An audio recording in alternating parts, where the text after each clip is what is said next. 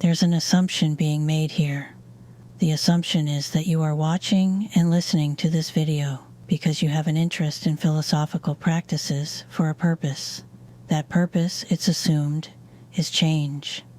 On some level, in some area of your life, you feel you want to change something. I respect that. I respect it because I've lived it and I'm still living it. It started from being a shy person with acute social phobia and debilitating stage fright who still wanted to sing and perform. A person with huge doubts and insecurities who loved music and acting in spite of all her limitations. A person who gave up on her dreams because of those feelings. A person who eventually regretted giving up. I seemed to limp from crisis to crisis in my life, constantly anxious to please, constantly worried about what other people thought, morphing myself into what I thought would be acceptable to them. One night, I had an awakening. I lay awake in bed until dawn. I realized that everything I was doing was based on this idea of being a good person and making sure everyone else was happy. I realized I had no sense of self anymore. At that moment, I felt like if I took one more step down the path of being good and pleasing everyone else, I would lose myself forever. I did a lot of soul searching, journaling, walking, reflecting. I realized two things. I wanted to do something more creative for work. I wanted to be more creative in my life.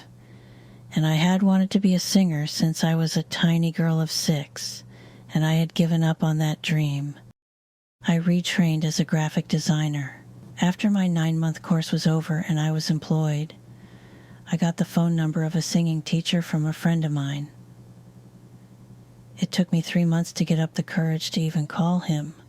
I went for my first lesson, scheduled another, and almost didn't go back. I had such resistance to going to the second lesson. I struggled with the overwhelming doubts that came up. He was perfectly nice and very knowledgeable. It wasn't about him, it was about me. As much as I wanted to sing, I was terrified I wouldn't be good enough. But thankfully, I kept going back. After a while, I instinctively knew the lessons I was taking were less about singing and more about finding a way out of my doubts and fears. It came to the point where I said to myself, even if I never sing anywhere, I have to keep going. Why?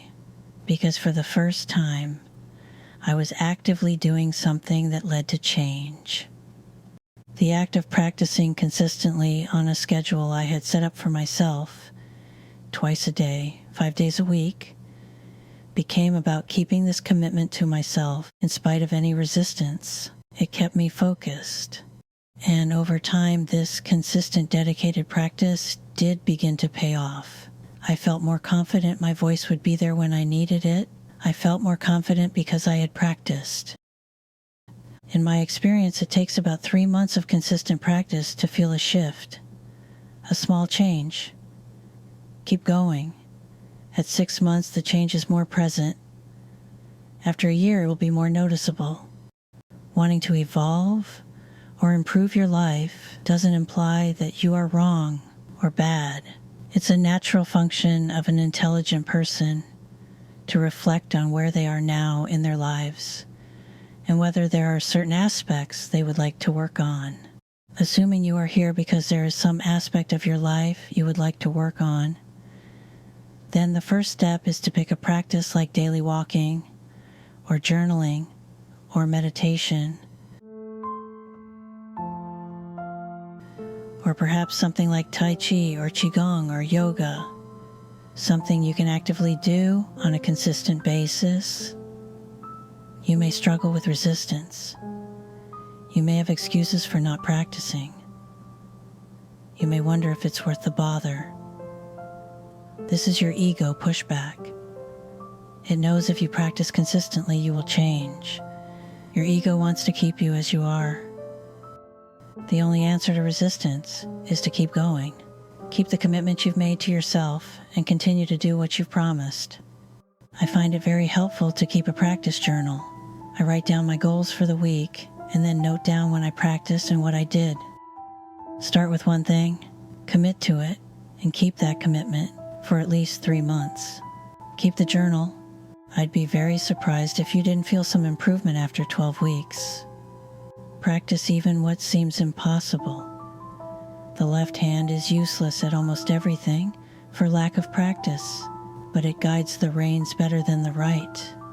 From practice, Marcus Aurelius.